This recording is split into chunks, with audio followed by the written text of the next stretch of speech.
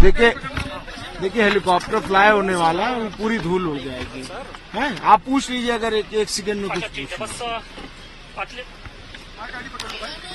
अखिलेश यादव जी आए, किस तरीके से सहानुभूति उन्होंने दी, किस तरीके से संबल दिया आपके परिवार को? माननीय राष्ट्रीय अध्यक्ष जी अखिलेश भी आए थे और बहुत हिम्मत बढ़ाया, हमारी साहस बढ़ाया। अब्बास भैया नहीं थे, मेरी माता जी नहीं है, मैं अकेला था, दोनों बाबा, परिवार पूरा एक साथ है, लेकिन माता जी की कमी और भाई की कमी कहीं ना कहीं थी। भैया ने आके बहुत हौसला दिया, बहुत हिम्मत दिया है और यकीनन उसका प्रभाव हम लोगों के सीनों पर पड़ा है।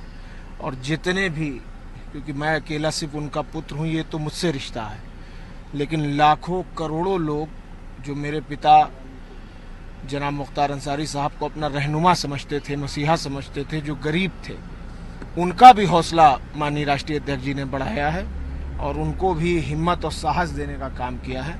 और हम इसका प्रभाव हम सबके सीनों पर, हम सबके दिल पर पड़ा है। निश्चित तौर पे ये मुश्किल की घड़ी है, लेकिन आगे का रास्ता आप किस तरीके से देखते हैं? क्योंकि जो यूपी गवर्नमेंट है वो लगातार एक तरीके से हमलावर बनी हुई है। खुद सीएम योगी आदित्यनाथ इस तरीके के बयान दे रहे हैं कि जो भी इस तरीके का कानून व्यवस्था में बाधक बनेगा उसका राम नाम सत्य कराया जाएगा। तो इनकी पूरी जो बयान है उसको किस तरीके से आप देखते हैं? देखिए, हम तो ये कहेंगे कि जो उनकी गोद में है, जो उनके अपने हैं, चाहे सौजाती गुंडे हों, चाहे माफिया ब्रजेश सिंह हो, चाहे माफिया त्रिभुवन सिंह हो, चाहे और भी, उन पर कोई कार्रवाई नहीं होगी। उनकी गाड़ी की तलाशी भी नहीं ले सकता है कोई। कार्रवाई करना तो बहुत दूर की बात है। इसलिए ये बिल्कुल खोखली बात है और एक तरह से टारगेट करके, चाहे इंसान कुछ किया हो या ना किया हो, उसको टारगेट करके और उसको नुकसान पहुंचाना, उसको तकलीफ पहुंचाना, ये आज की राजनीति बन गई है, जो कि बहुत घातक और खतरनाक है।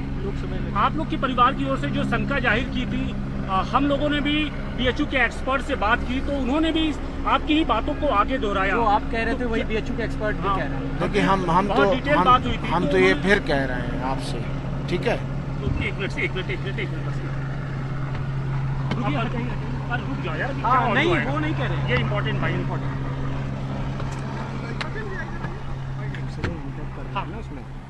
जी आप लोग जिन बातों को लेकर शंका जाहिर कर रहे थे, उन बातों को जो बीएचयू के एक्सपर्ट हैं, फॉरेंसिक एक्सपर्ट, उन्होंने भी कहा कि नहीं, सारी चीजें संभव हैं। सब खोलेंगे, सब राज खुलेंगे, तह बतह खुलेंगे। कुछ आज खुल जाएंगे, कुछ कल खुल जाएंगे, कुछ परसों खुल जाएंगे। और अफजाल बाबा ने कहा भी है ना कि जो पॉइजन से किसी की अगर मौत हुई हो, 5 साल, 10 साल, 20 साल बाद भी उनका डीएनए और सब कुछ बता देगा कि क्या हकीकत थी। आज लोग छुप लें पर्दे के पीछे, लेकिन कानूनी रास्ते से हम लोग अपनी लड़ाई लड़ेंगे। माननीय न्यायपालिकाओं पर यकीन है और हमें ये भी यकीन है कि आज नहीं कल सच खुलेगा। योगी जी से कोई अपील करना चाहेंगे आप? कुछ या कोई बात कहना चाहिए? कुछ अपनी बात, जो अपने दिल की बात हो, मन की बात हो, वो केंद्र सरकार तक, राज्य सरकार तक अगर पहुंचाना चाहते हो, उनसे डायरेक्ट? कुछ नहीं, उम्मीद नहीं है? कुछ भी नहीं बोलूंगा। इलेक्शन को लेके किस तरीके की? नहीं, क्या इलेक्शन तो हो रहा है। इलेक्शन तो अफजाल बाबा समाजवादी पार्टी के कैंडिडेट हैं, लड़ रहे हैं, और क्या, और उसमें क्या बोलना। इलेक्शन ये तो कह रही कि मुस्लिम वोट, मुख्तार अंसारी के सहारे मुस्लिम वोट, ये तमाम तरह की बातें कही ये जा रही हैं। कैसेट आप लोग बजाइए। अब उनके जबान में हड्डी नहीं होती, कोई कुछ कहे, लेकिन उनके जनाजे ने यह साबित कर दिया कि वो रहनुमा, गरीब, मजलूम, बेसहारा के दिलों में मसीहा थे। और 3600 जात के लोग, मुसलमान की बात नहीं कर रहा हूँ, हर धर्म के और ख़ास तौर पे हिंदू भाइयों में हमारे 3600 जात के लोग आए। और आज भी 90% लोग, 10% हमारी कम्युनिटी के लोग हैं, 90% गरीब जनता वहाँ जा रही है रोज। आप मज़ार पे जाके देखिए ना क्या हाल हो रहा है। 2-2, 3-3 बार मिट्टी हटवाना पड़ रहा है हमको, डर से कि कहीं ज़्यादा लोड होने की वजह से पटरे पे ना नुकसान हो जाए।